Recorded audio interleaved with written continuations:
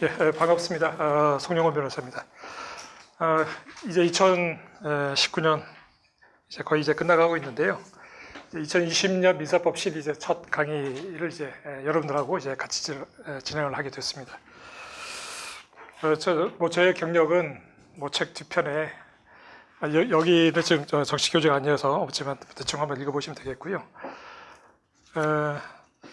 지금 이제 첫날이니까 앞으로 이제 34일 동안 강의를 어떻게 진행시킬 것인지 기본적인 방향에 대해서 좀 설명을 드리고 진행을 하도록 하겠습니다.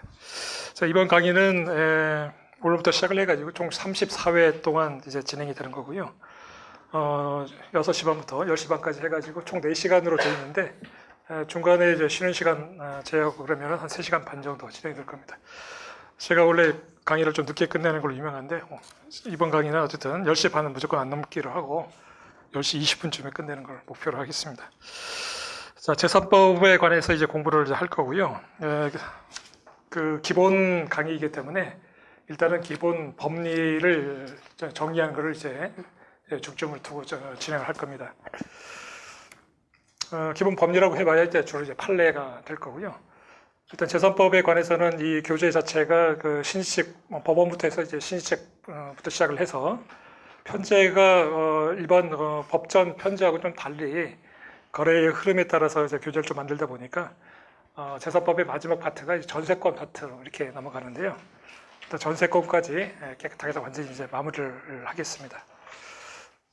민법 강의 이제 6판을 가지고서 이제 강의를 진행할 텐데 이번 6판을 제가 전면 개정을 하느라고 책이 좀 이제 늦게 나왔습니다.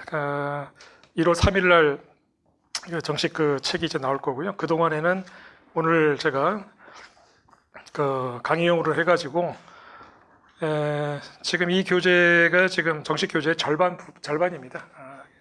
일단은 1월 3일, 그냥 1월 2일까지는 다음 주 목요일까지는 이 교재를 좀 활용을 해야 돼서 좀 여러분들이 좀 불편할 수는 좀 있겠습니다. 그 점은 좀 죄송하게 생각하고요. 하지만 이거 개정 작업이 하여튼 굉장히 제가 공을 많이 들였고 굉장히 저도 흡족하게 끝났어요. 지금 4판을 기준으로 2년 전에 그 기준으로 하게 되면 한 200페이지 정도를 2년 동안에 200페이지를 이제 줄여가지고 제3법이 이제 1600페이지에 이제 마무리가 되게 됐습니다. 뭐 그냥 쓸데없는 거 다 추려내고 그 다음에 설명하는 거 좀 알차게 설명하고 좀 간략하게 설명하고 이 작업을 해서 이제 뺀 거니까 혹시 뭐 그냥 막 쳐내가지고 가르쳐야 될 거를 빼뜨리지 않는다 이런 걱정을 하실 필요는 없습니다. 제가 파이널 강의하고 그다음 올해 그 쟁점 노트를 만들면서 같은 자료를 이제 기본 민법 강의, 그러니까 논점 민법 강의를 그야말로 처음부터 다 읽고 다 요약 정리하고 하는 그런 작업을 진행하다 보니까 논점 민법 강의에 있는 내용들이 약간 어떤 것들은 조금 좀 복잡하게 좀 설명된 부분도 있고 그 다음에 그 부분 설명해야 될 부분이 좀 위치가 안 맞는 부분도 있고 여러 가지 좀 문제점이 발견이 돼서 이번에 파이널 강의하면서 이제 파이널 노트도 만들고 그 강의를 진행하면서 이제 추려졌던 자료들을 대폭 활용을 해가지고 많이 이제 갈아 넣고 그 다음에 몇몇 쟁점들은 완전히 새로 쓰고 이런 작업을 해서 이번 5판에 비해서 이번 한 130페이지 줄였고 이제 작년 판까지 하면 이제 한 200페이지가 줄어든 겁니다. 여러분들한테는 상당히 도움이 많이 될 거라고 생각합니다. 그리고 이거 작업하고 이제 쟁점 노트가 서로 연계가 돼가지고 훨씬 이제 읽기도 편하고 하여튼 개정 작업은 상당히 만족스럽게 끝났습니다. 그걸 이제 말씀을 드리고요. 아까 말씀드린 대로 전세권까지 완전히 다 재산권을 이제 마무리를 하겠습니다. 오늘 제가 일정표를 하나 나눠 드렸는데요. 보시면은 오늘부터 해가지고 2월 3일까지 진행이 됩니다. 34회가 중간에 그 구정이 끼어가지고 1월 24일, 2월 27일 설 연휴 휴강을 하고요. 강의는 월요일부터 이제 토요일까지 진행을 할 텐데 지금 그 강의 진도표는 좀 대략적인 것이고요. 이 진도표대로 딱 이렇게 딱 떨어지지는 않을 겁니다. 좀 빨리 끝날 수 있고 좀 늦게 끝날 수 있고 그러니까 대략적인 것으로 이제 받아들이시면 되겠습니다. 어쨌든 전세권까지 완벽하게 다 끝내드릴 테니까 그건 걱정하실 필요가 없겠고 대략적으로 하루에 한 50페이지 정도, 그 정도 나간다고 생각하시면 되겠습니다. 자, 기본 법리를 이제 정리하는 그 과정이지만 그렇다고 해가지고 이게 무슨 프리스쿨처럼 아주 뭐 기본적인 걸 가지고 이제 하는 건 아니고, 당장 이제 내년에 3학년에 올라가시는 분도 있을 것이고, 이제 2학년에 올라가시는 분도 있을 텐데, 이제 어느 정도 공부가 돼 있잖아요. 그래서 이제 민사법을 여러분들 것으로 이제 만들어야 되기 때문에 기본 법리를 정리를 하면서도 기본 사례를 같이 병행해서 이제 풀어볼 겁니다. 자, 오늘 제가 그 자료로 1회차 주요 사례 자료를 1회차 분으로 나눠 드렸는데요. 오늘 우리 이제 그 민법 총칙에 해당되는 파트입니다. 민법 총칙은 문제가 그렇게 그 변시에서 그 모의고사에서 중요하게 그렇게 다루어지진 않고요. 소멸시효에 관한 문제가 한 뭐 70% 정도가 소멸시효에서 나오고 있고, 앞부분은 그렇게 뭐 중요하게 다루지는 않습니다. 그래서 문항 수도 좀 상대적으로 좀 적습니다. 그래서 한 20문항 정도를 뽑아놨는데요. 제가 그 강의 계획표에서 그 설명을 달아놨지만, 이 강의 교재에 그 사례 연습 2 올해 그 11월에 나온 게 있는데요. 이 판 교재가 필수 교재는 아니지만 여러분들 어차피 이 사례집은 사서 보게 돼 있어요. 그래서 자료는 제가 이렇게 나눠 드릴 텐데, 가능하면은 사례집을 사서 그 사례집을 따라가시면서, 이 사례집에 있는 걸 지금 뭐 이부 기본 강의 때 전부 할 수는 없거든요. 이 중에 몇 가지를 추려서 하는 거니까 중간중간에 빠진 게 있습니다. 그래서 그 부분들은 여러분들이 책을 사서 좀 보는 방향으로 좀 진행을 하시고, 혹시 이게 부담스럽다 그러면 일단 제가 나눠드리는 기본 주요 사례를 따라오시면 되겠습니다. 이게 한 번 이제 나왔고, 그 다음에 총 나머지 한 4번 정도가 추가 나갈 텐데, 총 문항수로 따지면은 한 120문항에서 한 140문항 정도 이렇게 될 겁니다. 민법 총칙 파트가 조금 적고요. 뒤에 이제 채권법 파트 같은 데는 굉장히 많아요. 예를 들어서 뭐 채권법 파트 2가 제 그 책 기준으로 따지면은 뭐 변제, 상계, 뭐 채권자 대위권, 뭐 채권 채취, 지명채권 양도 이쪽 쭉 빠지는 파트가 그쪽 같은데요. 그 다음에 담보권에 관한 것도 인적담보에 관한 거, 물적담보를 저는 이제 합쳐서 같이 설명을 드리는데, 그게 채권법 2로 이제 빠지는 파트거든요. 그쪽에 가게 되면은 아마 사례 그 다뤄야 될 분량이 오늘 지금 나눠드린 자료의 한 2배 정도는 이제 다뤄야 될 겁니다. 이러다 보면 총 사례가 한 120에서 한 140문제 정도로 생각하시면 되겠습니다. 물론 이제 기출문제가 지금 한 400문제, 500문제 가까이 돼서 전체적인 분량으로 따지면은 아주 뭐 많은 분량은 아니지만, 제가 이제 그래도 그 선별을 해서 이제 풀어보는 것들이니까 그 자료로서는 상당히 그 나름대로 의미는 있을 겁니다. 하지만 그 사례 연수 책하고는 겹치기 때문에 그 책을 갖고 계신 분들은 가볍게 좀 보시면 되겠는데, 다만 이 자료는 사례 연수 2에 있는 거를 그대로 이제 뭐 카피해서 한 건 아니고요. 이번에 그 파이널 강의 때 제가 나눠드린 그 자료를 그걸 가지고 추려서 나눠드렸습니다. 보시면은 그 설명 같은 것들이 사례 연습 2에 있는 설명이 아니고 상당히 요약된 설명이죠. 그러니까 이 요약된 설명은 나름대로 의미가 있습니다. 물론 이제 그냥 읽어 나갈 때는 약간 흐름이 끊기는 단점은 있지만, 실제로 여러분들이 이제 내년에 돼서 이제 답안지를 써야 된다고 생각할 때는 답안지 분량에 가장 근접해 있는 내용이기도 하죠. 장단점이 있으니까 적당히 이제 활용을 좀 하시기 바랍니다. 그 다음에 이제 선택형 문제를 이제 당장 내일 우리가 수업을 6시 반부터 진행하는데 6시 정도에 미리 오시면은 그 전날에 배웠던 그 파트 중에서 선택형 문제를 선별을 해서 이제 나눠 드릴 텐데요. 한번 풀어보시고 그 다음 설명을 듣는 것이죠. 하루에 10문제나 15문제 정도 이제 풀어볼 겁니다. 그러면은 34회 정도 끝나고 나면은 한 350문제, 한 400문제 약간 안 되게 풀죠. 기출문제를 따지면은 분량으로는 한 4분의 1 조금 넘는 분량인데요. 기출문제 그 법정인 모의고사의 문제들 보게 되면 굉장히 그 선택형 문제는 반복이 돼 가지고 좀 그 분량으로 따지면은 약간 적어 보일지 모르겠지만 그 중에서 선별을 하고 제가 선보고 한 거니까 선택형 문제 퀄리티는 상당히 높아요.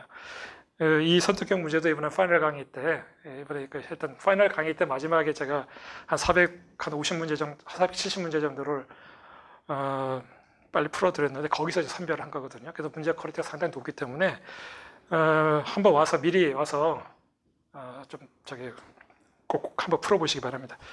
10문제, 15문제니까 뭐 여러분들이 와서 풀 때는 한 15분 정도면 풀어볼 수 있을 거고요.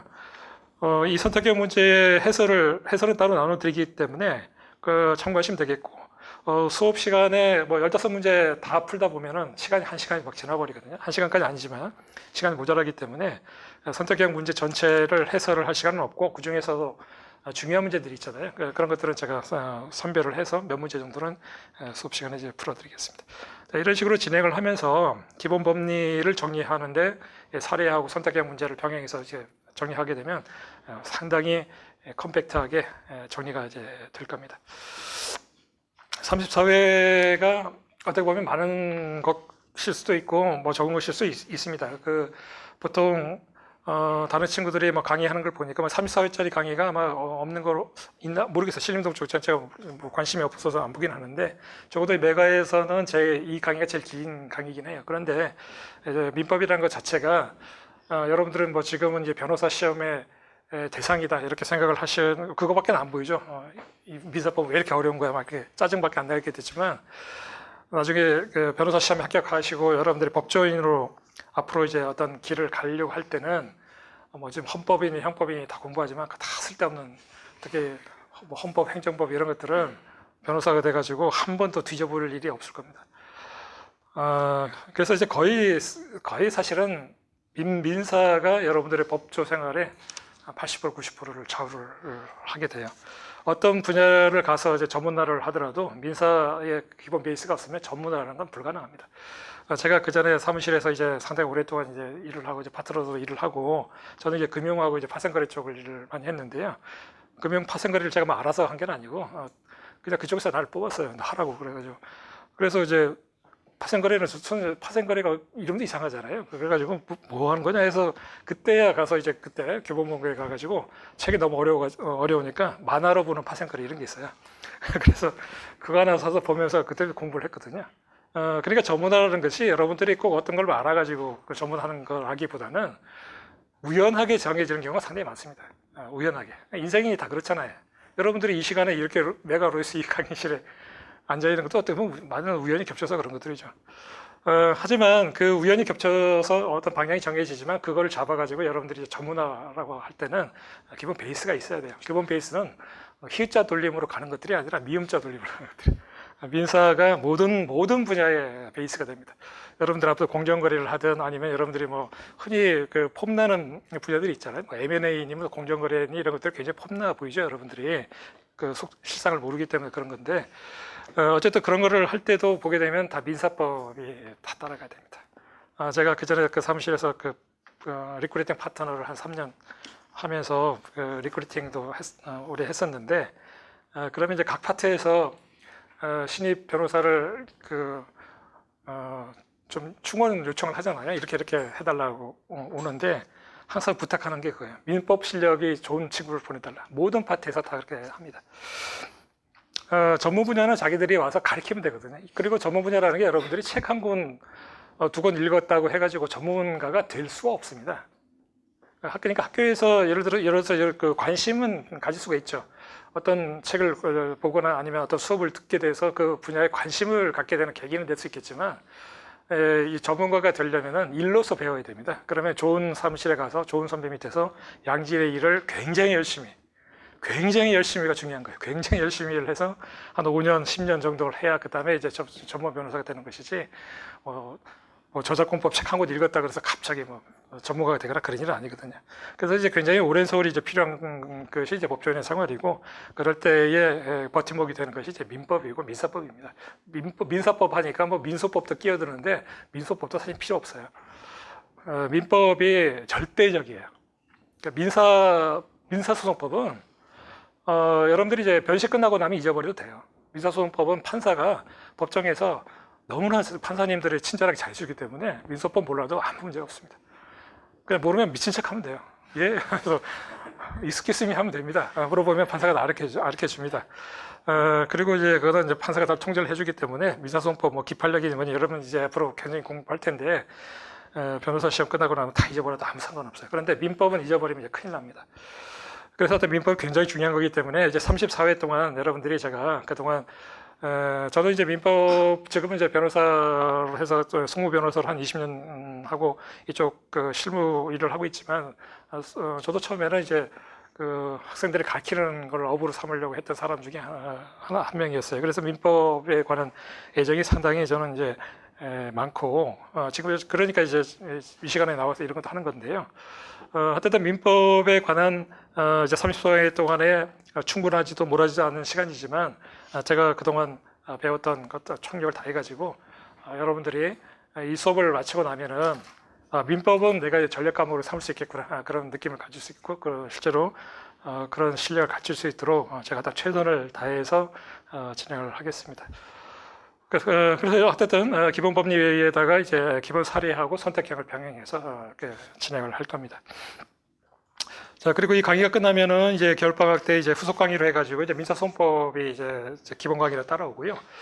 그 민사소송법은 지금 민법을 듣고 나서 지금 당장 이제 3학년을 올라가거나 이렇게 뭐 2학년 해서 이제 민사소송법을 이제 들어야 되잖아요. 같이 듣는 것이 훨씬 좋습니다. 민사소송법은 이제 15회 동안 이제 진행을 하는데요. 특히 민사소송법은 이제 실무를 하신 분들한테 이야기를 꼭 들어야 돼요. 이번 민사소송법 그 책도 개정 작업을 지금 이번 주에 마무리가 되는데요. 이번도 이제 민법과 같이 분량을 많이 이제 축소하는 방향으로 가가지고 기존 판보다 훨씬 컴팩트하게 좀 진행이 될 겁니다. 자, 일단 기본 강의 2개를 좀 들으시는 것이 좋겠고, 그 다음에 이제 3학년에 내내 우리 진행을 이제 올라가시는 분들 같은 경우에는 추가적으로 이제 겨울방학 때 진행되는 게 이제 사례 수투로 해서 사례를 집중적으로 풀어보는 걸 한 20회 정도 해서 진행을 할 건데요. 그거는 그야말로 사례만 집중적으로 풀어보는 것들이에요. 제 사례집이 이 사례수2는 이게 진도별로 해가지고 정리된 이 책이 하나 있고, 그 다음에 이제 회차별로 해가지고 이제 변시하고 법정 모의고사를 모아놓는 게 사례1으로 돼 있는데, 사례1이 원래 처음에 나왔었고, 사례2가 작년에 나왔는데, 사례2가 인기가 너무 좋아가지고 사례1을 좀 죽었어요. 그래서 이번 겨울에는 어쨌든 이제 사례2로 해가지고 이제 진도별로 해가지고, 제3법하고 그다음 민사소송법의 그 분야를 20회 동안 집중해서 풀으니까 굉장히 빡빡한 그 스케줄입니다. 그러니까 이제 기본 어떤 그 법리를 모르면 이 강의는 못 듣기 때문에 내가 지금 기본 법리를 지금 집중적으로 하겠다라는 분들은 굳이 들을 필요가 없고요. 정리가 되고 내년에 당장 시험을 이제 준비를 해야 된다고 하게 되면은 듣고 계약을 내년에 계약을 하는 것이 훨씬 좋습니다. 그리고 올 겨울에는 처음으로 이제 기록형 강의 그것도 해달라고 그래가지고 그것도 할 생각이 없었는데 어느 학생이 메일을 보내고 구구절절히 기록형이 지금 겨울방학 때 굉장히 필요하다 뭐 이렇게 해서 개설을 하게 됐습니다. 그래서 그 기록형 강의 같은 경우에도 한 일주일 정도 잡았는데 10일 정도 잡았는지 확실히 기억은 안 나는데요. 그래서 그거는 날짜가 약간 그 개강일을 살짝 거치게 좀 약간 넘게 돼서 아마 인강으로 들은 분이 많을 텐데요. 기록형 강의는 작년에 올해 했던 것을 이제 기본 기록형 강의로 해서 이번에 좀 진행을 하고요. 내년에 그 본격적으로 이제 학기 중에 진행하는 그 기록형 강의는 여기에다가 플러스해서 이제 기록형 2 책을 제가 지금 준비를 하고 있는데 그거는 뭐 법전 모의고사를 그대로 카피한 게 아니라 거기에서 법전은 모의고사가 다 좋은데 기록형은 상당히 그 퀄리티가 떨어지죠. 그래서 그걸 다 풀어보는 거는 의미가 없기 때문에 거기서 이제 유형 쟁점별로 뽑아내가지고 예를 들어 부당이득이다. 그러면 그쪽에 문제되는 것만 뽑아서 간이 소장을 쓰는 그 자료로 제가 한번 만들어 보려고 하거든요. 그래서 이제 내년에 시작하는 그 기록형 강의는 심화 강의로 진행을 해서 올 겨울에 지금 하는 거기다 플러스 알파에서 좀 써보는 절차라든가 이런 걸 좀 추가를 하는 그렇게 해서 좀 진행을 하려고 합니다. 그래서 기본 강의는 되도록이면 2개를 듣고 그 다음에 시험을 봐야 된다는 입장이면 사례 연습하고 기록형 강의를 어쨌든 무리가 되지 않는 선에서 뭐 무리가 될 겁니다. 어쨌든 2 강의가 듣는 것조차 어려운데 어쨌든 또 들어놔두면은 3학년 진행하는데 상당히 이제 편할 겁니다. 자, 대략적으로 이제 본 강의하고 이제 후속 강의자에 대해서 대략적으로 말씀을 드렸고요. 자, 이제 강의가 이제 34일 동안, 이제 2월 3일 동안 이제 진행을 이제 하다 보면, 이제 어떤 문제점이 생기냐면, 강의가 이제 길다 보니까 처음에 굉장히 의기 있게 가열차게 이번 겨울방학 반드시 끝내리라. 한 이제 일주일 정도 지나기 시작하면 이제 힘들다, 뭐 퍼지기도 하고 막 그렇게 하거든요. 이 강의는 이제 인강을 훨씬 많이 들어요. 겨울방학 때 강의가 길다 보니까 학생들이 그냥 인강으로 많이 듣고, 이제 현강으로 이런 오신 분들이 장점이 뭐냐면은 얼굴 보면서 하는 거잖아요. 그리고 이제 진도를 강제로 따라가야 된다는 거. 그러니까 그게 장점이니까 출석을 꼭 하셔야 돼요. 출석을 꼭 하시고, 모든 어떤 그 대인관계, 그 다음에 연말의 모임 이런 것들은 다 그냥 1년 후로 다 미루십시오. 미루고 올 겨울에는 그냥 미친 척하고 미사 공부를 하겠다. 졸더라도 강의실에서 조는, 고3 때 했던 그 포스 있잖아. 그런 식으로 해서 무조건 출석을 해가지고 졸더라도 여기서 조는 걸로 그렇게 하시고요. 그리고 지쳐서는 안 돼요. 지치지 말라고 하는 거는 체력적인 의미보다는 포기해서는 안 된다는 거예요. 중간에 민사법이라는 게 뭐 재미있기만 하진 않잖아요. 중간에 머리도 막 쥐도 나고. 제가 제일 잘 가르치는 강의지만 재미가 없을 수도 있죠. 어려울 수도 있고. 포기할 수 있겠지만은 포기를 해서 절대로 안 돼요. 이번 겨울은 민사법에서 굉장히 중요한 시점이고요. 이 시기를 만약에 놓치게 되고, 특히 이제 내년에 3학년이 돼서 변시를 준비해야 된다고 하면 이런 시기가 다시 오지 않거든요. 막상 개강이 돼가지고 여러분 다른 과목까지 이제 막 돌기 시작하면 굉장히 어려워요. 그래서 민사법을 차근차근히 할 시간이 사실상 이번 겨울이 이제 마지막이기 때문에 절대 포기하지 말고 끝까지 하여튼 따라오겠다고 생각을 하시면 됩니다. 그래서 중간에 너무 힘들면은 미리 상담을 요청하십시오. 뭐 상담해봐야 제가 뭐 드릴 말씀 특별히 없고 그냥 얼굴 한번 봐드릴게요. 그러면서 그냥 고민 한번 들어드릴 테니까 절대 포기하지 마시고, 그 다음에 복습은 하루에 50페이지라고 말씀을 드렸으니까 그날 이제 마무리하는 것으로 이제 하시고요. 문제도 꼭 풀어보시고 이렇게 하시기 바랍니다. 자, 이 세 가지만 여러분들이 이제 지켜주시면은 제가 약속을 해드릴 수가 있습니다. 그 민사법에 관해서는 여러분들이 어떤 가장 좋은 성적 그걸 낼 수 있도록 그거는 제가 약속을 드릴 수가 있어요. 자, 이렇게 해서 이제 강의를 이제 진행을 하도록 하겠습니다.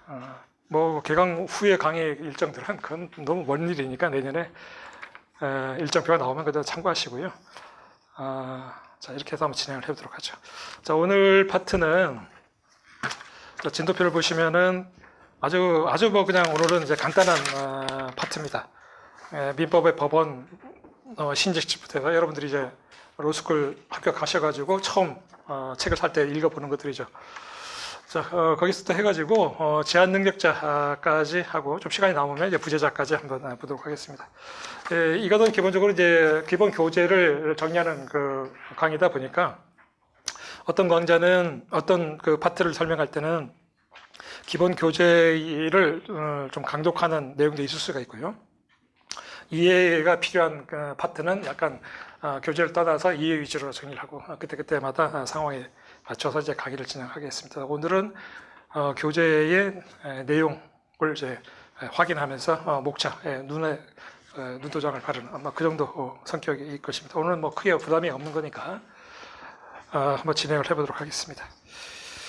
자, 교재 2페이지 보시면은 민법의 법원에 관한 것들이 있는데요. 뭐 이런 것들은 뭐 한 5분 정도 해서 끝내야 되는 것들이죠. 뭐 시험에는 객관식에서 한두 번 정도 나온 정도고요. 법원의 개념 넘어가고요. 자, 민법 1조로 오시면은 법률, 관습법, 조리. 여기서 말하는 법률은 이제 형식적 민법전 플러스 뭐 여러 가지 것들이 포함되어 것들이고요. 관습법에 관해서가 시험에 좀 나옵니다. 관습법에 관한 것들이 이제 보시면 이제 그 개념을 보시면 저희가 천천히 하겠습니다. 사회에 거듭된 관행으로서 그 생성한 사회생활 규범이 사회의 법적 확신, 그 다음에 인식에 의해서 법적 규범으로 승인, 강행되기 이런 것, 이렇게 개념적인 데 있는데 이걸 쓸 일은 없어요. 그냥 눈에 발라두시면 되겠습니다. 뭔가 이제 법적 확신을 얻었다는 것이죠. 그래서 이걸 하나의 규범으로 그 거래 당사자들이 받아들인다는 것이 핵심입니다. 그에 관한 권리로 문제가 되는 것들이 뭐 분묘기지권 같은 것들은 관법치. 관법치는 뭐 아주 유명한 논제이고요. 양도담보권 같은 경우에도 관습법 성의 권리인데 양도담보권 같은 경우에는 일정한 부분은 이제 비전형 담보로 해가지고 가등기 담보법에서 규율되기 때문에 그 한도 내에서는 이제 법률에 의한 규정이라고 할 수가 있겠습니다. 해당되지 않는 것에 그냥 가볍게 봐두시고요. 그 성립 요건하고 시기를 보시면 마찬가지로 이건 쓸 일이 없습니다. 가볍게 보시면 됩니다. 객관식이에요. 성립 요건 지금 4가지가 나와 있는데 암기할 필요 없습니다. 이런 거 두 문자 따고 이런 거 하지 마세요. 제가 제일 싫어하는 게 두 문자 따서 공부하는 그 방법이에요. 그건 진짜 최악의 방법이거든요. 물론 이제 필요한 것들이 몇 가지 있긴 있습니다. 그런 것들을 제외해서는 그런 거 하지 마세요. 그건 아주 비루한 공부 방법이에요. 최악의 공부하고 아주 비루한. 민법은 그렇게 공부하는 게 아니에요. 자, 법적 내용에 관한 관행이라든가 관례가 존재해야 되고요. 그 관행이 일정 기간 계속돼서 뭐 행하시고, 그 다음에 일반적으로 법규범으로 받아들여지고, 그 다음에 헌법이라고 하는 최상위 규범에는 어긋나지 말아야 되고, 이제 결국 이제 법원에 의해서 확인 절차를 이제 거쳐야 되게 되는데, 자, 이런 것들은 이제 그 통설에 따르면 이거는 그 법적 요건으로 별도의 요건은 아니다. 이렇게 뭐 얘기를 좀 하고 있습니다. 그다음 성립 시기는 법원에 의해서 이제 저기 확인이 되면 판결 같은 거로 이제 나오겠죠. 그러면 소구표가 있다고 설명을 하고 있고요. 그러나 이것도 이제 약간의 그 뭐 국가 승인설이라 그래가지고 약간의 뭐 이설은 또 있습니다. 판결이 났을 때 비로소 그때 성립한 것이다라고 보는 학설에 따르면 판결이 이제 확정되는 시점이 그러니까 그 판단의 시점이니까 사변종 시점이 기준 시점이다 이렇게 얘기를 하는 견해도 있습니다. 중요하지 않습니다. 세 번째 3페이지 보시면은 이 성문법하고 관습법의 우열 관계에 대해서는 그냥 그 결과만 보시면 되겠습니다. 자, 관습법은 보충적, 여루적 관계에 있다. 성문법이 앞서고 관습법은 그를 보충하는 정도의 성격이 있다라고 해서 가정의례 준칙에 관한 이 사례가 있는데 마찬가지로 쓸 일이 없습니다. 그냥 눈에 발라서 가볍게 넘어가시면 되겠습니다. 자, 관습법이 일단 법적 확신을 얻어가지고 하나의 규범으로서 작동을 한다고 하더라도 아까 말씀드린 대로 헌법에 의한 그 최상위 규범을 이제 위배돼서는 안 되기 때문에 그 최상위 규범에 따라서 관습법의 법적 효과가 이제 상실되는 일도 벌어질 수가 있겠다. 대표적인 게 종중에 관한 것들이죠. 그 전에 종중은 여러분 알고 있는 것처럼 성년인 남자 성원으로 이루어지는 자연혈족이다 이렇게 됐었는데 이게 이제 폐기가 됐습니다. 자, 이런 것들이 한 중요한 예가 되겠습니다. 그 다음에 사실인 관습과의 그 비교하는 문제가 있습니다. 그 사실인 관습은 106조에 나와 있는데요. 이거는 그 계약 해석과 관련돼 있는 하나의 요소입니다. 이것도 마찬가지입니다. 결론만 봐두시면 되겠습니다. 사실인 관습은 그 밑에 그 마에 쌍가루 2번에 그 개념 정의가 되어 있는데요. 관습법과 다른 점은 법적 확신에 이를 정도까지는 안 됐다는 거죠.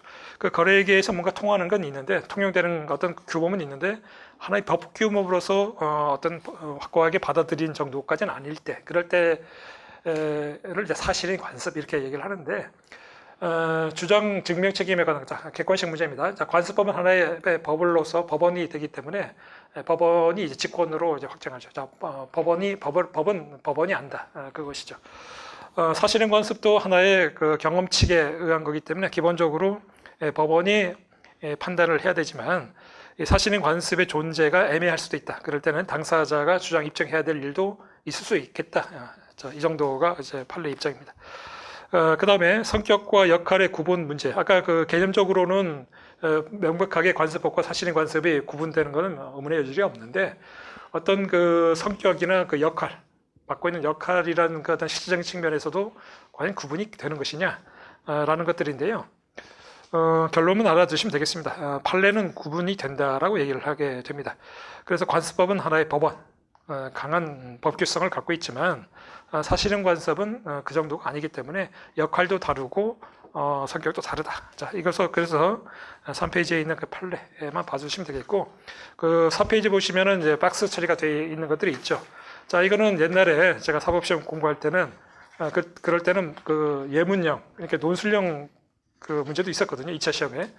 그럴 때 대비해서 제가 정리했던 그런 자료들인데 지금 변시에서는 전혀 쓸모가 없습니다. 그냥 참고를 해서 넘어가시면 되겠어요. 안 읽어봐도 돼요.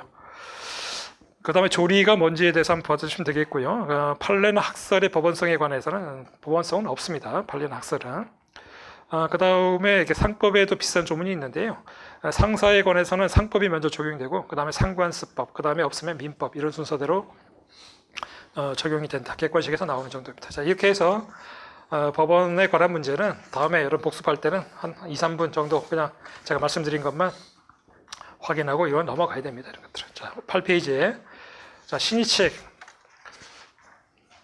저도 그 광인주 선생님의 민법 총책을 딱 사가지고 처음에 읽었던 게 신책인데 민법을 이걸 읽어보면 민법이 마치 뭔가 묘한 신비주의적인 느낌이 들잖아요. 전혀 그렇지 않은데 앞에 조문의 앞부분에 찾아하고는 있지만 사실은 신의책은 민사법에서는 거의 중요하지 않은 요소입니다. 사실은 거의 개별 규정과 개별 규범과 그다음에 판례 법리에서 해결되기 때문에 그런 것이죠. 마찬가지로 가볍게 보시면 됩니다. 자, 2조에 보게 되면은 그에 관한 내용들이 뭐 신성질에 관한 것들이 나와 있습니다. 그 다음에 권리남용 금지에 관한 것이 2항에 나와 있고요. 의 넘어가셔도 되겠고요. 법적 성격에 관해서 뭐 가는 읽어볼 필요 없고요. 나아가 시험에 객관식해서 나오는 것들입니다. 굵은 글씨 처리된 거 있죠. 강행법규, 강행규정이라는 것이고요. 그 다음에 당사자의 주장이 없더라도 법원이 판단을 한다. 자, 우리가 그는 이제 민사소송법에서 보면은 민사소송에서 여러 가지 그 사실들이 있는데 당사자의 주장을 기다려야 되는 걸 항변사항이라고 그러고 당사자의 주장을 기다릴 필요 없는 게 법원 직권조사사항 이렇게 얘기를 하잖아요. 그 중에서도 이게 직권조사사항이라는 것입니다. 그래서 뭐 당사자가 별 말이 없더라도 판사가 보기에 지금 그 소송에서 벌어지는 어떤 그 권리 주장이 뭔가 신식에 반한다라는 그 생각이 든다면 당사자 주장이 없더라도 개입을 해가지고 일정하게 변형을 해도 된다 그런 의미죠. 자, 키워드는 뭐냐? 강행법규성, 직권조사사 이렇게 이게 키워드입니다. 8페이지에 있는 박스 처리된 것들은 전혀 볼 필요가 없습니다. 이것들은 교수들마다 다 분리론이 다르고 3, 40개 정도 됩니다. 그래서 전혀 필요 없는 것들이고요. 자, 일반 조항입니다. 신의책은. 자, 우리가 개별 조문들이 워낙 발달돼 있고 그걸 가지고서 다 해결을 해보고 해결이 안 되면 그 다음에 이제 신의책으로 이제 돌아오는 것들이죠. 그런 의미에서 일반 조항이라고 얘기를 하는 것들이고요. 자, 고려 요소 해가지고 뭐 이렇게 나와 있는데 뭐 재반 사정을 고려해서 우리 신의책의 그 내용이 그런 거죠. 재반 사정을 고려해가지고 신의책에 뭐 어쩌고저쩌고 하는 것들이죠. 자, 그 정도 느낌을 가지면 되겠고요. 일반 조항의 도피 가능성이라고 하는 건 항상 언급이 되는 것들이죠. 개별 조문이 있음에도 불구하고 신의칙으로 들어와가지고 문제를 쉽게 그렇게 날로 먹지 말라. 아마 이런 얘기입니다. 그 다음에 적용 요건은 이제 특별 결합사 관계가 있을 때 신의칙이 문제가 된다고 하고 있고요. 이런 특별 결합 관계가 없게 되면 이거는 통상 불법행위 파트에서 역할을 담당한다. 그 정도의 느낌입니다. 고의과실에 관한 것들은 그냥 학설에 답습이니까 넘어가면 되겠고요. 실질적으로 신칙에서 문제가 좀 나오는 파트는 9페이지 로마자 5번에 해서 그 파생 원리라고 하는 이 부분에서 약간 나오고 있습니다. 신칙이라고 하는 이 어떤 포괄적인 개념에서 이게 너무 포괄적이다 보니까 여기서 좀 뭔가 뽑아내서 하나의 독자적인 법리로 이제 정착시킨 것들이죠. 1번부터 해서 쭉 보시면은 14페이지 여섯 개 정도 이제 대충 이야기를 하는 것들인데요. 그 중에서 가장 중요한 것은 이제 10페이지에 있는 모순행위 금지, 모순 금지에 관한 것들을 하고요. 그 다음에 12페이지에 있는 권리남용. 이게 이제 가장 핵심적인 것들이고요. 나머지 내용들은 개별적인 그 문제를 풀다 보면 신식에 관한 문제가 툭툭 나오죠. 그때 보시면 되겠고 이 파트에서는 모순 금지, 그 다음에 권리남용 이 두 가지 파트만 보시면 됩니다. 자, 9페이지에 다시 돌아오셔가지고 목차만 읽어보도록 하겠습니다. 파생 원리로 언급되는 거, 채무 이행에서의 신의칙이 고려된다. 이거는 우리 채무 불이행 편에 보게 되면 채무 불이행은 우리가 민법 규정은 이행 지체하고 이행 불능에 관해서 이제 명시적으로 조문이 있죠. 그러나 조문 자체는 390조로 인해 가지고 채무 내용에 조춘 이행을 하지 않았다라고 해서 포괄적인 규정을 마련하고 있고 개별 조문으로는 이제 이행 지체와 이행 불능이 있는 걸 여러분들 알고 있을 겁니다. 그런데 이제 교과서 같은 걸 보게 되면은 이행 지체, 이행 불능 외에도 불완전 이행이라 그래가지고 여러 가지 그 이야기를 하죠. 이 불완전 이행이라고 하는 그 파트가 390조 포괄적 규정을 되어 있다고 하는 이 390조하고 그 다음에 신의칙인 걸 끌어 들여가지고 그 다음에 만들어낸 것들이에요. 물론 이제 독일에서 언급된 것들을 이제 이야기를 하는 것들입니다. 그런 얘기들이에요. 그래서 불완전 이행에서의 뭐 통지 의무니 무슨 뭐 안전매려 의무니 이런 것들이 신칙에서 나올 수가 있겠다. 뭐 그런 정도의 느낌입니다. 채무불이행에서 가볍게 보시면 되는 것들입니다. 자, 모순행위 금지의 원칙. 자, 모순행위 금지의 원칙의 키워드는 선행행위가 있고 그다음에 후행행위가 있었을 때에 관한 것들이죠. 자, 모순행위의 키워드는 선행행위가 있고 후행행위가 있다. 이걸 가지고서 이거를 이제 생각하시면 되는 것들입니다. 자, 어떤 선행행위를 했는데 후행행위가 선행행위와 모순된 행위를 했을 때 그 후행행위가 이거 너 앞에서는 이렇게 해놓고 이렇게 해도 되느냐? 이런 얘기죠. 일반인의 이야기하면 그전에 넌 이렇게 해놓고 내가 그래서 믿었는데 왜 갑자기 왜 이러느냐? 이거는 무효다. 이렇게 주장하는 그런 것들이죠. 그게 이제 모순행위 금지 원칙입니다. 그래서 어떤 선행위가 있어가지고 그것이 상대방으로 하여금 어떤 신뢰를 줬다고 한다면 그의 모순된 행위를 해서는 안 된다. 그래서 후행행위에 관해서 시효시키는 법리가 되는 것들이죠. 그래서 이제 가장 키워드는 뭐냐면 선행행위에 대해서 상대방이 신뢰를 가졌느냐. 이게 가장 키워드가 되고, 그 다음에 또 그에 대한 대립되는 개념은 그 후행행위의 유효성을 주장하려고 하는 사람, 그걸 밀고 나가려고 하는 사람의 이해관계, 이거를 충돌하는 것이 되죠. 그래서 상대방의 신뢰와 그 후행행위를 밀고 나가려고 하는 그 사람 간의 이해관계를 적당히 버무리는 문제입니다. 이것도 딱 떨어지는 건 당연히 없는 것이고요. 그러다 보니까 이제 시험에 나오기가 애매하고, 객관식에서 나오는 정도입니다. 10페이지에 보시면 다음에 나 요건에서 동그라미 2번을 보시면은 이거 하나 봐두시기 바랍니다. 자, 선행행위가 있었는데 그 다음에 이제 후행행위가 있는 이런 구조잖아요. 이 선행행위가 이게 이제 강행법규에 위배된 선행행위가 있었는데 이게 강행법규에 위배된 행위라고 했을 때, 자 여기에 대해서 상대방이 어떤 신뢰를 줬을 때. 그러면 이 후행행위의 효력을 지금 이제 효력을 어떻게 할 것이냐가 문제되는 것들인데, 여기서 이제 신뢰라는 것, 상대방의 신뢰라는 것도 이제 고려 요소가 되지만, 자, 이 선행행위가 강행법규에 위배됐기 때문에 강행법규에 위배됐음에도 불구하고 신의식이라고 하는 상대방의 신뢰가 너무 크기 때문에 이 후행행위는 이제 모순된 거니까 강행법규에 맞게끔 이거는 행동을 하려고 하는 것이잖아요. 이게 맞게끔 이제 하려고 하는 것, 이걸 봉쇄하는 것에 관한 것들이니까 상대방 신뢰가 엄청나게 커야 된다. 합법성을 희생해야 할 만큼 상대방의 신뢰가 엄청 커야 된다. 그렇게 설명하는 것들이죠. 그런 예로서 이제 11페이지 보시면요. 관련 판례 동그라미 2번으로 해서 모순행위 그 금지 원칙이 부정된 경우에서 자, 이 파트가 가장 중요한 것들이에요. 그래서 여러분들이 나중에 그 복습을 하실 때는 11페이지에 있는 그 관련 판례 동그라미 2번, 여기 있는 것들을 다 공부를 하셔야 되는데, 자, 1번, 2번, 3번, 4번은 뭐 항상 공부를 하셔야 되는 거고요. 금방 설명드린 예가 동그라미 5번에 있습니다. 이거는 뭐냐면은 농지 같은 경우는 농지법에 보게 되면 경작을 하는 사람, 그러니까 농사를 지으려는 사람이나 그 농업법인, 이런 사람들만 농지를 취득할 수 있도록 하고 있어요. 근데 이 사건에서는 선행행위가 뭐냐면 그런 그 경작을 할 의사가 없는 사람한테 농지를 넘겨주는 어떤 행위를 합니다. 자, 그러면 이거 농지법이 이제 강행법규거든요. 강행법규에 어긋나는 행위를 했죠.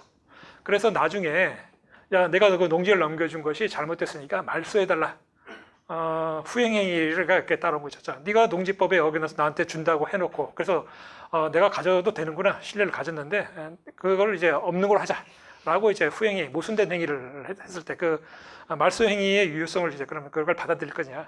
그러면 상대방은 야, 나는 너가 지금 주길래 믿었다 이렇게 주장할 것이고요. 그러니까 그 말소는 안 된다 이런 것이 이제 모순행위 금지 원칙에서 주장하는 내용일 테고, 말소를 주장하는 사람 입장에서는 야, 너의 신뢰도 있지만은 이거는 강행법규에 위배되기 때문에 합법성을 희생할 만큼 네가 신뢰가 큰 건 아니다라고 주장을 해서 또 말소를 주장하는 뭐 그런 식의 이해관계가 된 것이죠. 그래서 대법원이 이 예는 그렇게 많지는 않고요.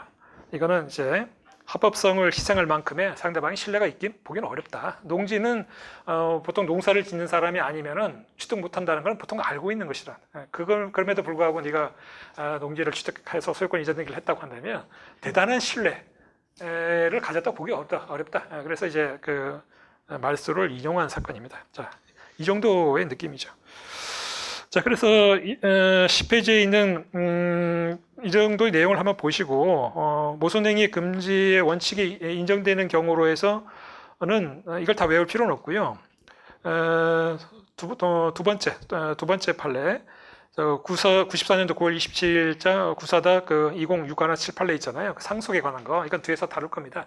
무권 대리인이 있다가 본인이 사망을 했는데 무권 대리인이 본인의 상속인이었을 때, 그러면 이제 무권 대리인이라는 지위와 본인의 지위를 이제 같이 이제 갖게 되잖아요. 그래서 본인의 지위를 이용해 가지고 추인을 거절하겠다라고 하는 그런 행동을 못 한다, 이런 거죠. 네가 해놓은 짓이 있는데 그걸 추인을 거절한다니 그건 말이 안 된다. 그 정도의 느낌인데 이 주제는 굉장히 중요한 주제예요. 그래서 이거는 뒤에서 다시 한번 살펴보기로 하겠고요. 나머지는 이제 가볍게 한번 보시면 되겠습니다. 자, 11페이지에 있는 아까 말씀드린 대로 관련 판례 동그라미 2번 이거는 다 보셔야 되기 때문에 자, 한번 가볍게 한번 볼게요. 1번 강행법규에 위반된 자가 스스로 그 약정의 무효를 주장하는 것 이건 상관이 없다는 것이죠. 아까 우리가 봤던 동그라미 5번의 내용과도 연관성이 있는 것입니다. 농지법에 위배돼 가지고 농지를 넘겨줬던 사람이 야 그거는 농지법에 위반된 것이다 라고 주장을 하면서 말소를 구하는 것. 자, 그런 강행법규에 위배된 자가 스스로 그 약정의 무효를 주장해서 말소를 구하는 것 일맥상통하죠. 그러니까 1번과 5번은 사실 같은 연관설에 있는 것들입니다. 그 다음에 의사무능력. 자, 의사무능력 뒤에서 바로 할 겁니다. 의사무능력자가 어떤 행위를 하고 나서 내가 의사무능력자 해가지고 이제 무효를 주장해가지고 어떤 그 급부의 무효를 주장하는 것 이것도 괜찮다고 얘기를 하고 있고요. 그다음 미성년자, 자 제한능력자가 어떤 행위를 하고 나서 내가 그 법정 대리인인 친권자의 동의를 받지 않았기 때문에 그 계약을 취소해야겠어라고 얘기하는 것. 자 이것도 선행행위로서 계약을 체결해 놓고 그다음에 후행행위로 그 계약을 뒤집는 행위죠. 마찬가지입니다. 이것도 미성년자를 보호하는, 제한능력자를 보호한다는 것이 훨씬 큰 그 이익이기 때문에 규범이기 때문에 그거는 괜찮다 이런 얘기를 하고 있고요. 그다음 상속 같은 데 보게 되면 상속 그 피상속인이 살아 있을 때 그 상속인 중에 한 사람이 나는 그 아버지 예를 들어서 아버님이 돌아가시더라도 나는 그 상속 재산에 전혀 관심이 없다. 전혀 관심이 없고 나 포기하겠다 하면서 미리 사전에 포기하는 의사를 밝혀놓습니다. 여러분 나중에 그 상속을 보시면 알겠지만 상속 포기는 사전에 상속 포기하는 것은 무효이고요. 그리고 상속 포기는 기본적으로 이제 요식행위이기 때문에 상속 포기 신고를 이제 해야 되죠. 그러니까 사전에 뭐 내가 포기하겠습니다. 그러니까 백날 해봐야 그거는 뭐 법적으로는 아무 의미가 없는 거예요. 그냥 그 어떤 하나의 행동이죠, 액션. 자, 그래놓고 아버지가 딱 막상 돌아가시니까 그 전에 한 소리, 내가 뭐 언제 그런 소리 했냐? 그러면서 이제 상속인으로서 이제 권리를 주장하면서 나갔을 때. 이것도 괜찮다는 거예요. 이것도 괜찮다 이런 것들이죠. 자, 그래서 이 5가지 정도만 외워두시면 되겠습니다. 그 다음에 관련판 3번은 상여금을 통상임금에서 제외키로 하는 요사 합의의 무효를 주장하는 것에 관한 문제들인데 이제 통상임금에 관한 것들인데요. 저는 통상임금이 뭔지 1도 모릅니다. 그래서 이거는 노동법을 전공하신 분들이 그 파트이기 때문에 마찬가지로 민법 교수들도 뭐 알 리가 만무하죠. 그냥 여기에 있는 내용들만 한번 보시면 되겠습니다. 그 2013년도 그 12월 18일자 2012-89399 전원합의체 판결이 하나 나와가지고 제가 뭐 이해를 못하기 때문에 뭐 자세한 설명을 못 드리겠는데 그냥 여기 나와 있는 그거예요. 그냥 그래서 그 노사 측에서 뭔가 뭐 무효를 주장하는 건 실질에 반한다라고 하는 내용이 하나 있었고요. 이게 엄청나게 하여튼 뭐 문제가 많았다고 뭐 노동법 전공하시는 그 양반들이 뭔 얘기를 하는데 뭐 저는 하나도 못 알아들었겠어요. 그 다음에 이 판례 기초에서 올해 판례가 몇 가지 새끼쳐서 나오는데요. 뭐 2019년도 해가지고 판례가 좀 있죠. 뭐 6월 13일자 여차차. 보시면은 그 기존의 그 신식에 반한다라고 하는 것을 폐기하지는 않고 연장선에서 계속 그 판시가 따라붙는데요. 다만 이제 그 회사가 어렵다는 이유만으로 이제 신의칙에 반한다라고 쉽게 그렇게 들이대지 말라. 회사가 어렵다는 걸 가지고서 예를 들어서 그 노조 측의 어떤 주장을 무효화, 그걸 계속 신의칙 반한다 해가지고 그 무효화시키는 거는 어떤 경영상의 위험을 회사가 지지 않고 그 노동자 쪽에 위험하게 전가시키는 그런 측면이 있기 때문에 굉장히 신중하게 판단하라는 취지의 판시가 그냥 따라오고 있습니다. 그래서 이거는 그냥 가볍게 보시면 되겠습니다. 12페이지에 자, 실효의 원칙. 자, 실효의 원칙은 뒤에서 계약의 해제 편에서 한번 볼 겁니다. 어떤 그 계약을 어떤 우리가 그 계약이라고 하는 거는 당사자들이 어떤 그 일정한 시기에 일정한 토대를 기초로 해서 어떤 계약을 진행을 하잖아요. 그런데 그 이후에 당사자들이 어떤 토대로 삼았던 어떤 그 기본적인 법률 관계가 급변하게 이제 변화를 일으킬 수가 있습니다. 그럴 때에 그러면 종전의 합의에 따른 어떤 이행을 강요했을 때 일반 당사자에게 너무 불리하다. 그럴 때 그러면은 그 굉장히 불리한 위치에 있을 수 있는 사람한테 그 계약에서 나갈 수 있는 그 권리를 줄 수 있겠느냐. 뭐 이런 것들이 이제 사정 변경 원칙. 제가 좀 사정 변경 원칙은 그런 것들입니다. 12페이지, 4페이지에 그런 내용이고요. 이건 뒤에서 계약 해제편에서 이제 볼 겁니다. 실효의 원칙은 이게 뒤에서 이거는 소멸시효 파트에서 소멸시효와 관련된 제도로서 언급되는 게 전적기간하고 권리실효가 문제가 되는 것들인데, 그러니까 뒤에서 한번 볼 겁니다. 어떤 장기간 어떤 사람이 권리를 실행하지 않을 것으로 또 장기간 어떤 외관상 이게 보이게 되면 나중에 거기에 대해서 상대방이 신뢰를 갖게 됐다고 한다면 나중에 뒤늦게 권리를 주장해서 하는 것들은 안 된다. 이게 신뢰 원칙이 하는 것들. 사정 변경의 원칙을 뒤에서 한번 볼 거고요. 자, 권리남용. 권리남용은 아까 우리가 그 2조 2항에 나와 있죠. 이것도 가볍게 보시면 됩니다. 권리남용이라고 하는 것들은 뭐 좀 여러 가지 이인이 나와 있는데 넘어가시면 되겠고요. 요건을 보시면은 어떤 권리를 행사를 했다는 것이고요. 그 다음에 그것이 다음 두 가지 요건을 갖추면은 그 권리의 내용이 이제 부정당하는 것인데, 13페이지 보시면 가해 의사가 있어야 된다는 것이고요. 상대방에게 고통을 주고 손해를 입히려는 의사다, 이렇게 그 개념 정의가 되어 있습니다. 그런 의사가 일단 있어야 된다는 것인데, 우리가 사람의 속을 알 수가 없기 때문에 어떤 겉으로 드러난 행동을 통해서 그건 추단할 수 있다, 뭐 이렇게 보고 있고요. 그 다음에 어떤 객관적인 요건으로는 그 당사 권리자의 그 권리 행사가 우리가 보기에 너무 심하지 않느냐, 뭐 이런 것들이죠. 정당성의 결여, 뭐 이런 것들이 있게 되면 그 사람의 권리 행사가 이제 불락당하는 그런 개념에 관한 것들입니다. 자, 13페이지에 있는 그 관련 판례가 객관식에서 아주 가끔 나오는 것들입니다. 제일 많이 나오는 것들이 그 13페이지에 1번에 나와 있는 것처럼 타인 토지에 무단으로 그 철탑하고 송전선이 이제 그 설치가 되는 경우가 많습니다. 그 시골에 가면 남의 밭에다가 그 한전 이런 데서 송전 그 철탑을 막 설치하는 경우가 되게 많아요. 그 철탑 같은 게 가게 되면은 그것만 문제가 되는 게 아니라 그 주변의 땅을 이용할 수가 없죠. 감전사가 있기 때문에 그거 상당히 굉장히 위험합니다. 그래서 이제 그 철거를 청구하는 경우가 많은데, 그 송전선이 그 굉장히 비용이 많이 들어요. 하나 그 설치하는데. 그러면은 이제 이게 땅값이 얼마나 된다고, 이거 몇 억 하는 이걸 철거하고 하는 것이냐, 뭐 이렇게 해서 서로 이제 악유가 되는 것들이죠. 기본적으로 대법원은 철거 청구를 다 받아들여 줍니다. 왜 남의 땅에 그렇게 철탑 설치하고 그러셔, 그래가지고 원칙적으로 다 철거를 받아줍니다. 자, 거기서 보시면은 자 13페이지에 1의 가 동그라미 1번 보시면, 자, 그 토지에 철탑이 설치된 지 13년이 지나고 나서 13년 동안 아무 말도 안 하다가 13년이 지나서 철거를 청구했던 사건인데, 13년이 지났다고 하는 것은 아무 상관이 없다. 이것도 마찬가지로 철거를 청구할 수 있다고 얘기를 하고 있고요.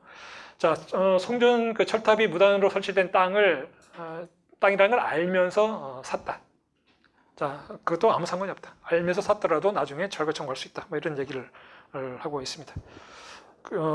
무려 30년 동안 지났다가 철거를 청구하는 것, 이것도 상관이 없다, 이렇게 얘기를 하고 있고요. 다만 예외적으로 권리남용으로 언급되는 경우 같은 것들이 좀 있습니다. 아주 그 토지가 침범된 토지의 면적이 굉장히 작다. 토지 농지의 구석에 약간 철탑이 약간 걸쳐 있는 정도. 그래서 농사 짓는데 사실은 아무 지장이 없다. 그럴 때까지 철거 청구를 인용할 건 아니다. 한번 쭉 보시면 되는 것들입니다. 자, 그런 내용으로 해가지고 이제 14페이지 보시면 주로 이제 철거를 구하는 것에 관해서 판례가 많이 쌓여 있고요. 일단 기본적으로는 철거 청구는 기본적으로 권리남용을 보지는 않습니다. 아주 예외적인 경우가 아니면. 자, 14페이지 마지막 남은 파트가 법률행위 해석에 있어의 신식이 있는데요. 법률행위 해석 파트는 굉장히 중요한 파트가 되는데, 또 뒤에서 볼 겁니다. 우리가 자연적 해석과 이제 규범적 해석, 그 다음에 보충적 해석에서 세 가지 해석론을 받아들여고 있는데요. 그 중에서 이제 규범적 해석이라는 것들이 상대방의 시각에서 봤을 때 그자가 정상적인 어떤 그 합리적인 사람이라고 한다면 어떻게 이해했을 것인가 라고 하는 것이 규범적 해석의 하나의 방법인데, 그럴 때 신의칙이라는 것이 각동을 하는 거죠. 그 사람이 정상적인 사람이라고 한다면 신칙상 어떻게 이해를 했을 것이냐라고 이게 물어보는 것들이니까, 그래서 그 한도에서는 신의칙이 작용을 한다, 그렇게 하는 얘기들입니다. 다 뒤에서 할 것들입니다. 자, 신의칙의 한계에 관해서 이것도 이제 판례입니다. 자, 신의칙이라는 것은 함부로 그렇게 써서는 안 된다는 거죠. 자, 당사자가 어떤 계약을 체결하면서 어떤 급부에 대해서 명시적으로 합의를 했는데, 판사가 신식이라는 칼을 꺼내가지고 당사자가 합의한 거를 막 삭둑삭 자르지 말라는 것이죠. 자, 그 판례가 나와 있습니다. 우리가 관심을 가져야 될 판례입니다. 변호사 보수, 성공 보수 비용. 자, 성공하게 되면 예를 들어서 이 건당 3천만 원 주겠다라고 했는데, 자, 여러분들이 이제 변호사가 되고 시작하면 일도 열심히 해야 되지만 진짜 어려운 게 뭐냐? 돈을 안 주는 양반들이 있어요. 저도 개업하기 전에는 세상에 왜 돈을 안 주냐. 그때 펌이 크고 다 회사들이 하고 그 거래를 하니까 돈을 안 주거나 그런 거 상상도 못 했거든요. 돈 떼먹는 사람 되게 많아요. 특히 어떤 사람 조심해야 되느냐. 내가 재산이 엄청나게 많은데 라고 얘기하면서 입값만 잘 끝내주시면은 사건 엄청나게 물어드리고요. 다른 사건도 뭐 소개해드리고 그런 분들 돈이 없습니다. 절대로 믿으면 안 돼요. 어쨌든 성공보수해서 급할 때는 변호사 잘 처리해 주시면은 뭐 드리겠습니다 해놓고 끝나면은 변호사 네가 한 게 뭐냐, 네가 한 게 뭐냐 이렇게 시비 거는 분들이 되게 많아요. 대부분은 돈을 주지만 그렇게 불량한 고객들이 있습니다. 그러면서 이제 소송으로 가죠. 그럴 때 대법원이 아주 옳게 판단을 했습니다. 함부로 보수를 자르지 마라. 당사자들이 합의하면 합의한 대로 존중을 해줘야 되지. 판사가 특히 판사가 문제가 뭐냐면요. 판사가 공무원이잖아요.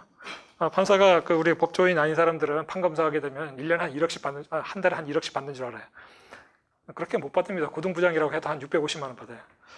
그러니까 아주 그냥 소시민이거든요. 판사들은 특히나 판사들은 그 백면소생적인 느낌 그런 분들이 많아가지고 어떤 느낌이냐면 그 변호사들이 예를 들어 어떤 사건을 이제 처리하다 보면은 성공보수가 엄청나게 큰 사건들이 있어요. 뭐 대형 범죄 그런 사건도 있지만 예를 들어서 그 대구의 그 공공기지 그 소음 사건 있잖아요. 그 사건을 처리한 양반이 제 연수 동기예요. 저는 일면식도 없습니다. 좀 평소 알아뒀으면 좀 좋았을 텐데. 어쨌든 그 양반이 물론 굉장히 고생을 했다고 해요. 한 7년 동안 그 사건을 끌어서 했는데 어떤 결과가 되게 좋았죠. 성공보수로 한 400억을 받았습니다. 와, 할 건 아니에요. 근데 그분이 그렇게 지금 현재 상황은 좋진 않아요. 여러 가지로. 400을 받고 나서 그 다음에 그쪽 주민들하고 뭐 굉장히 분쟁도 많고 그 다음에 뭐 불미스러운 일로 해가지고 지금 아마 좀 차가운 어디 거기 계실 거예요.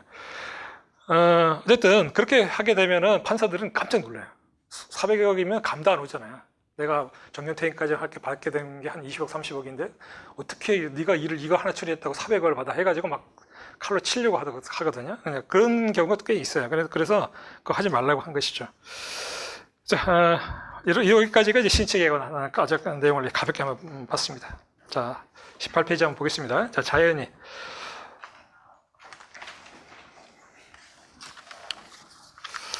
자, 행위의 주체 편에서 자연인하고 이제 법인이 이제 그 행위의 주체입니다. 자연인은 우리 같은 이제 그래서 사람이죠. 사람에 관한 것들이니까. 자, 보시면 사람의 그 자연인의 능력에 관한 부분이 나와 있는데요. 권리 능력에 관한 거고, 그다음 책임 능력에 관한 거, 의사 능력에 관한 것들을 이건 가볍게 보면 되는 것들이고요. 그 내용이 어디까지 나와 있냐면 이제 24페이지까지입니다. 빨리 보는 내용이죠. 가장 중요한 거는 25페이지. 3권으로 정리된 행위 능력. 행위 능력이 이제 가장 중요한 부분이고, 이거는 이제 제한 능력자. 법률 행위에 어떻게 규율할 거냐에 관한 것이죠. 그래서 그 1관과 2관에 관한 내용은 아주 가볍게 보시면 됩니다. 자, 18페이지 보시면은, 자, 태어나야 되기 때문에, 자, 권리 능력이라고 하는 것은 그 권리 주체가 될 수 있는 그 자격을 말하는 것이다. 태어나야 된다. 죽어버리면 끝난다. 뭐 그런 것들이죠. 그러면 언제 태어나는 것을 볼 것이냐에 관해서, 지금 그 민법하고 이제 형사법이 좀 다르죠. 민법은 전부 노출설. 자, 그리고 태어나기만 하면은 이제 가리지 않는다. 모든 사람이 능력이 있다. 권리 능력, 평등의 원칙 한번 그냥 봐두시고요. 자, 출생 신고를 해야 된다라고 하는 것이 있는데요. 이거는 가족법이라든가 이쪽에서 저기 다른 것 같은데 이제 가족관계 등록법에서 좀 얘기를 하고 있죠. 옛날 같으면 호적법인데 그건 다 없어졌고, 자, 1개월 내로 여러분 출생 신고를 해야 됩니다. 그 1개월과 관련해서 그 동그라미 2번 두 번째 줄에 보시면. 그 가족관계 등록법에 보시면요, 그 초일을 산입하게 돼 있어요. 그거 조심하셔야 됩니다. 제가 이것 때문에 제가 큰 애가 태어났을 때 그때 하도 뭐 바쁜 척 하면서 돌아다녀가지고 출생신고를 그때 초입을 당연히 부산입니다 생각을 해가지고 마지막 날 딱 갔거든요. 갔더니 과태료를 내라고 하더라고요. 그래서 왜 오늘이 딱 한 달째다. 그럴 리가 없다 했더니 아니 하루 지났다고. 아니 왜 하루 지났냐? 초일 불산입이네 했더니 이렇게 보더니 이 새끼 뭐 고시 공부 좀 했나 이렇게 보더니 그래서 쓱 종이 하나를 이렇게 주더라고요. 그래서 무슨 업무 무슨 지침 요령인가 막 봤더니 초일 산임함 이렇게 나와 있더라고요. 그래서 나중에 법을 찾아봤더니 초입을 산입하도록 돼 있더라고요.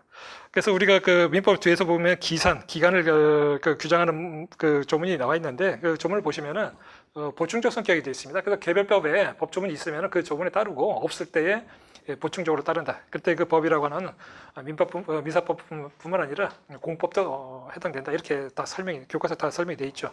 그래서 어쨌든 첫날부터 이거 해서 한 달 내로 해야 됩니다. 자, 보고적 신고라고 하는 거. 자, 보고적 신고 이런 거는 우리가 신고법에서 보게 되면 창설적 신고, 보고적 신고 이렇게 나와 있잖아요. 어떤 신고를 통해서 신고가게 창설되는가. 자, 혼인 같은 것이 이제 대표적으로 창설적 신고의 대표적인 것이죠. 그러니까 출생으로서 그 자체로서 지위를 획득하는 것이고 신고는 그냥 행정적인 아주 절차에 관한 것들이죠. 그래서 보고적 신고라고 얘기를 하는 것들입니다. 자, 19페이지. 자, 누가 그러면은 죽었을 때 이제 끝나는 건데 그러면 이제 심장 정지설이 이제 민사에서는 통수를 팔립니다. 그 밑에 보시면 참고로 인해서 장기 이식에 관한 법률에서는 다른 규정이 있는데요. 자, 이거는 뭐 시험에 한 번도 나온 적이 없고 앞으로도 안 나올 겁니다. 마찬가지로 사망 신고도 한 달 내로 해야 되고요. 마찬가지로 보고적 신고입니다. 자, 사망 신고나 출생 신고 같은 경우는 이제 가족관계 등록부에 이름을 올리는 것들인데, 자, 우리가 민사선포법 같은 걸 보게 되면은 가족관계 등록부는 이제 보고문서예요. 보고문서인데 이제 공문서기 때문에 상당히 사실상 강한 추정력을 이제 갖게 됩니다. 19페이지에 보시면은 사망 동그라미 2번을 보시면은 일단 사망 신고가 되면 이 사람은 사망한 걸로 이제 강하게 추정이 되는 거죠. 자, 보고적 신고기 때문에 이 사람이 뭐 사망 신고했다고 해서 멀쩡히 숨쉬고 살아있는데 죽는 것으로 의제되는 건 아니죠. 아마 죽었다고 보는 것이죠. 공문서기 때문에 굉장히 강한 추정력이 생기는 것이죠. 자, 거기서 보시면 굵은 글씨 처리가 된 거 있죠. 97년도 11월 27일자 974 974 이렇게 가면 이제 가족법 이쪽 신분에 관한 것들인데요. 자, 이거는 이 판례는 옆에다가 페이지 수에다가 53페이지를 이렇게 페이지 수를 적어 놓으시기 바랍니다. 자, 53페이지 한번 살짝 넘어가 보게 되면, 자, 부재자에 관해서 실종 선고에 관한 내용이 나와 있죠. 자, 부재자 실종 선고는 변시에서나 모의고사에서 단 한 번도 사실상 나온 적이 없는 테마예요. 그래서 심각하게 볼 건 아니고요. 그 53페이지 한번 보시면 실종 선고라고 하는 것들이 지금 부재자라는 것이 그 종래의 주소나 거소를 떠나가지고 당분간 돌아갈 수 없는 자죠. 근데 그 사람의 실종 기간이 일정한 기간이 지나버리면은 일정한 절차를 거쳐가지고 실종 선고를 하도록 되어 있습니다. 실종 선고를 하게 되면은 실종 기간이 만료된 그 시점에 사망한 것을 의지하는 것에 관한 것들이죠.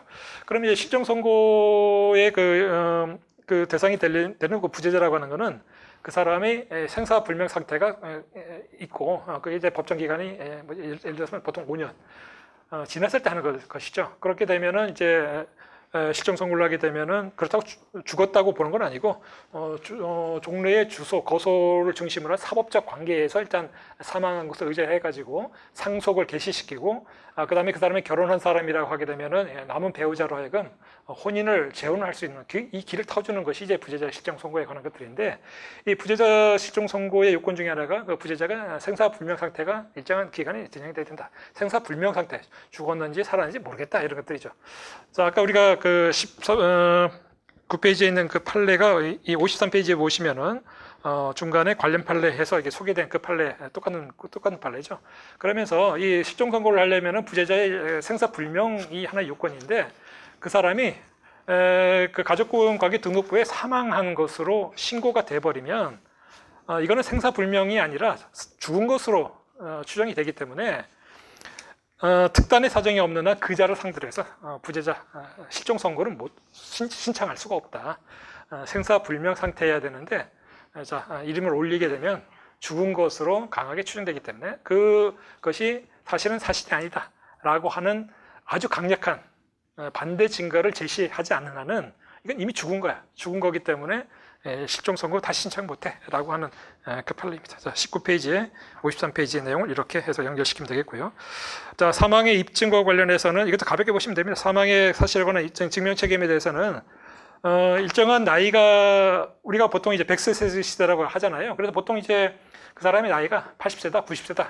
보통 살아있는 것으로 추정합니다. 물론 그거는 이제 앞으로 사회가 변하면서 기준은 바뀌겠지만 지금 시점에서는 판례에 따르면 19페이지 보시면 95세, 95세 정도까지도 그 사람이 나이가 95세다. 근데 그 사람이 뭐 죽었느냐 살았느냐에 따라서 어떤 법률 관계가 갈리는 상황이다라고 할 때는 일단 살아있는 것으로 추정을 합니다. 그래서 그 사람이 죽었다라고 주장하려면 주장하는 쪽에서 주장 입증을 책임을 진다고 하는 것입니다. 그래서 80세, 95세 정도는 상대방이 그 주장 입증을 책임을 져야 되고요. 근데 그 사람이 110세, 지금 살아있다면 110세 된다 그러면 그거는 이제 죽은 것으로, 그래가지고 입증 책임이 바뀌어서 살아있다고 주장하는 사람이 이제 주장 입증 책임을 든다는 정도 판례가 있습니다. 그 다음에 30절 보시면은 이제 동일 위난으로 사망했을 때의 동시사망의 주장에 관한 조문들이 있는데요. 이거는 동일 위난으로 사망했다라는 것이 입증이 되면은 동시에 사망한 것을 주장하는 법률상 추정에 관한 것들이죠. 이거는 이제 민사소송법에 보게 되면 증명 책임에 관한 파트가 있죠. 증명 책임의 완화 해가지고 법률의 규정에 의해 가지고 완화되는 경우가 있다. 그래서 법률상 추정에 관한 규정입니다. 그래서 동일한 위난으로 죽었다고 하는 점은 입증을 하고, 그 입증이 성공하게 되면 동시사망으로 추정되는데, 동시사망에 관한 것들은 상속에서 문제가 되죠. 보통 상속에서 문제가 되고, 지금 상황에서는 이제 특히 대습상속과 연관이 되는 논점입니다. 그래서 그거는 가족법 시간에 정리를 하시면 되겠고요. 그럴 때에 일단은 그런 동일한 위난으로 사망했다는 것이 입증만 성공하게 되면 동시에 사망으로 추정이 되기 때문에, 그거에 대해서 반대 주장을 하는 사람은 그걸 번복할 수 있는 방법으로는 동일한 위난으로 사망한 사실이 이거에 대해서 이제 반증을 제기해가지고 판사로 하여금 의문의 여지를 갖도록 한다든가, 그것이 아니라고 한다면 동시에 사망한 것이 아니다라고 아주 강력한 증거를 대세해서 법관으로 하여금 확신을 얻도록 하든가, 둘 중에 하나의 입증 활동을 해야 된다라고 하는 내용들인데, 이거는 다 민사소송법에서 아주 기본적인 내용들입니다. 혹시 민사소송법을 몰라서 지금 이 부분을 이해가 안 가면 그냥 넘어가도 상관이 없습니다. 자, 이렇게 해서 일단은 19페이지까지 정리하고요. 10분만 쉬고 그 다음에 진행을 하도록 하겠습니다.